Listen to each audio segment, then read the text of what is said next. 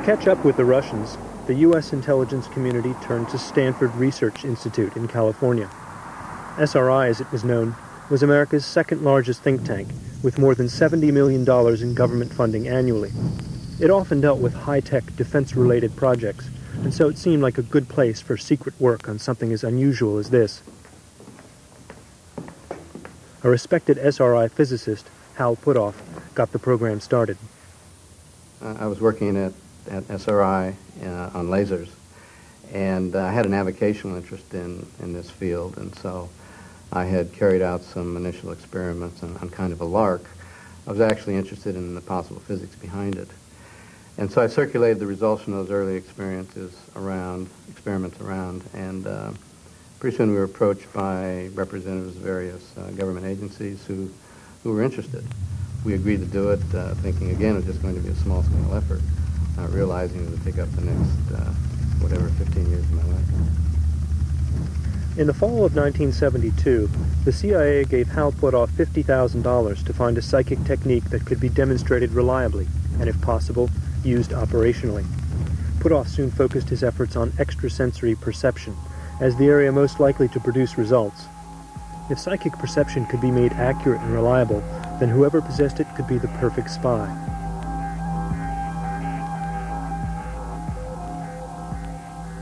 Ingo Swann was a well-known, quote, psychic, and so he was one of the first people that came to our program. And so we started out doing what anyone else would do. We hid things in boxes, we hid pictures in envelopes. And after a few days, he got bored with that, and he said, why are you having me do this? You want to know what's in the box? Open it up. You want to know what's in the envelope? Tear it open. I mean, this is a trivialization of this ability. What I can do is I can close my eyes and see anywhere in the planet. Why don't we look at that?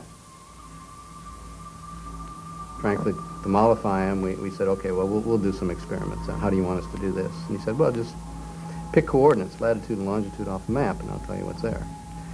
And so we got good descriptions of mountains and lakes and so on, and so we thought, well, maybe we have a case of eidetic memory here. He's memorized the globe. So we got coordinates of more specific things like actual buildings and so on, lakes in the middle of large land masses, little bits of land masses in the middle of large oceans and so on. And that continued to work, apparently, to a point that we decided maybe there's something to this, and so we should take it up. When given the map coordinates, Swann would remain in an apparently normal state of mind, concentrating on the visual and other impressions that bubbled up from his subconscious. If the viewer would be physically at the site of this coordinate, the viewer would begin to experience the sensory surroundings, and these just poured out like water out of a bucket. You can make long lists of them, and in many times you can understand what the site must be simply because of these stage 2 responses. Then we discovered that when that was enough done, that the natural system in us begins to describe sizes and shapes and heavinesses and qualities and things like that. And so we call this dimensional contact with the site. And this is where you see they suddenly depart from writing down words saying it's cold or hot or so forth and so on. They begin drawing pictures of it.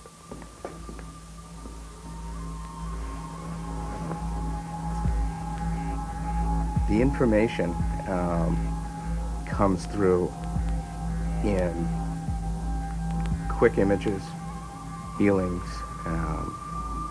almost as though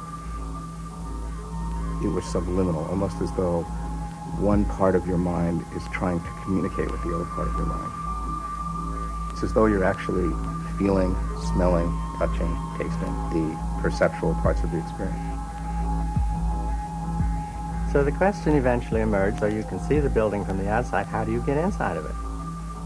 You can rerun the whole process through a different whole schema of dimensional contacts and sketches and things, and you can begin to say, what's inside? You can have the monitor say, move 50 feet underground, and there you are. In the spring of 1973 came a turning point. Hal Puthoff told the CIA about the new technique, and they quickly put him to the test. An agency official gave Puthoff the coordinates of a target about 3 hours' drive from Washington, D.C., a target that didn't appear on any map. It was a colleague's vacation cabin in the Blue Ridge Mountains. As it happened, the coordinates were slightly off, and Swan ended up focusing on something else nearby, something much more interesting. Hal gave me the coordinate, and I said, well, you know, there's really nothing here but a bunch of trees.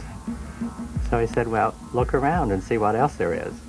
So I did my dazzling work on that and looked around and finally drew a map, a simple map of some buildings enclosed in a fence and so forth and so on. And it was a sort of a strange map because there was a very outstanding curved roadway that went around, and there was a flagpole with an American flag on top of it.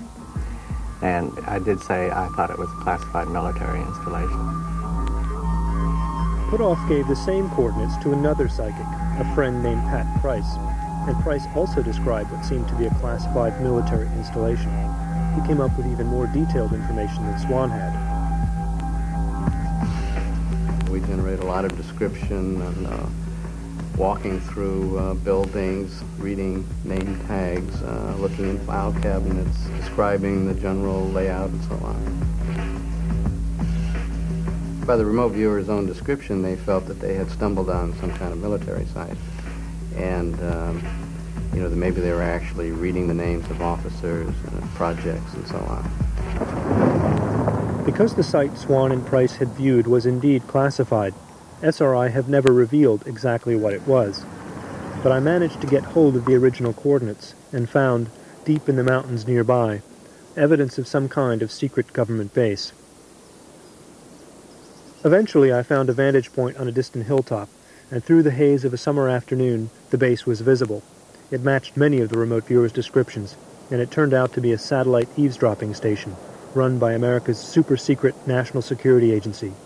Hardly surprising, then, that Hal Putoff is still guarded about the results. And apparently it was quite a good result because we were asked to do a lot more, and beginning at that point, we began having people show up from various government agencies to participate in remote viewing themselves. The client agencies included the CIA, the Navy, and the Defense Intelligence Agency, known as the DIA. The program received a blow when Pat Price died in 1975, but Ingo Swann remained, and other remote viewers joined the ranks over the years. In 1978, a multi-million-dollar remote viewing research and development program was begun. Headed by the DIA, the program was codenamed Grill Flame. The U.S. Army played its own strong role in the remote viewing program. I had one or more briefings by SRI and was impressed with their results, and particularly with the results of Ingo Swann, who was the only one of their psychics with whom I had face-to-face contact.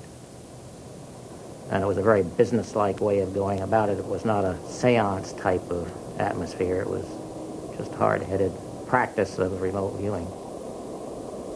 Swann claimed that almost anyone could demonstrate some remote viewing ability. General Thompson, the head of Army intelligence, decided to find out whether this was true, and one day in his Pentagon office, his staff gave him a remote viewing target of his own.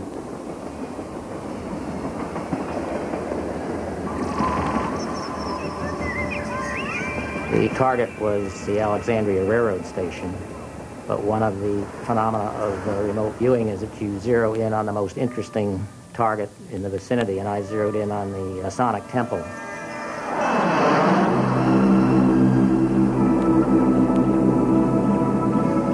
Well, I realized that when they drove me to the site, and I looked up from the station and saw the temple, I knew that that's what I'd zeroed in on.